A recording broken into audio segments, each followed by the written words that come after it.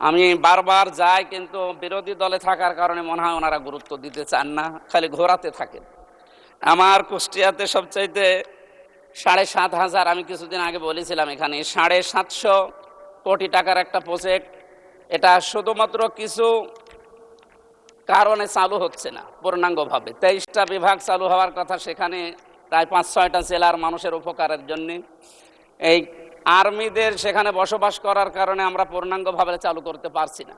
আমি আজকে স্বরাষ্ট্রমন্ত্রীকে আহ্বান জানিয়েছি, উনি আরও সময় চান। এই সময় চাইলে মানুষ তো অসুস্থ হয়ে মরবে। এজন্য আহ্বান জানাবো, আমরা বিরোধীতে আছি তাই কি, আমরা তো সরকারের জনগণের জন্য কথা বলছি। সুতরাং আমাদের কথা যেন গুরুত্ব দেওয়া হয় ও অতি দ্রুত এখান থেকে আর্মি অপসারণ করা লাগবে। আপনি কোথায় দেবেন?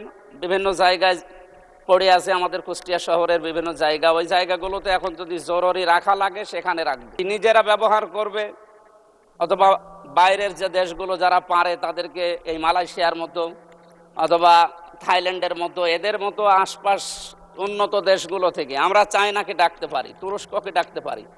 এদের মাধ্যমে আমার এলাকায় এই যে জায়গার কথা বললাম, এই জায়গাগুলো যদি ব্যবহার করা যায়, আমার মনে হয় কমপক্ষে ১২-১৩ হাজার মানুষের কর্মসংস্থান তৈরি হবে।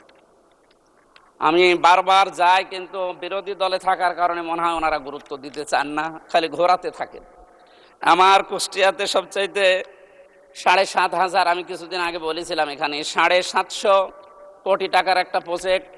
এটা শুধুমাত্র কিছু কারণে চালু হচ্ছে না পূর্ণাঙ্গভাবে। ২৩টা বিভাগ চালু হওয়ার কথা, সেখানে প্রায় ৫-৬টা জেলার মানুষের উপকারের জন্যে। এই আর্মিদের সেখানে বসবাস করার কারণে আমরা পূর্ণাঙ্গভাবে চালু করতে পারছি না। আমি আজকে স্বরাষ্ট্রমন্ত্রীকে আহ্বান জানিয়েছি, উনি আরও সময় চান। এই সময় চাইলে মানুষ তো অসুস্থ হয়ে মরবে। এজন্য আহ্বান জানাবো, আমরা বিরোধীতে আছি তাই কি, আমরা তো সরকারের জনগণের জন্য কথা বলছি। সুতরাং আমাদের কথা যেন গুরুত্ব দেওয়া হয় ও অতি দ্রুত এখান থেকে আর্মি অপসারণ করা লাগবে। আপনি কোথায় দেবেন? বিভিন্ন জায়গায় পড়ে আছে, আমাদের কুষ্টিয়া শহরের বিভিন্ন জায়গা। ওই জায়গাগুলোতে এখন যদি জরুরি রাখা লাগে সেখানে রাখবে।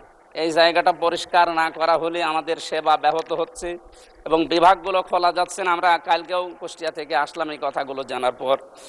আমাদের এলাকায় যেহেতু জাতীয় নেতা এর আগে যারা ছিল তারা এভাবে হয়তো উদ্যোগ নেয়নি।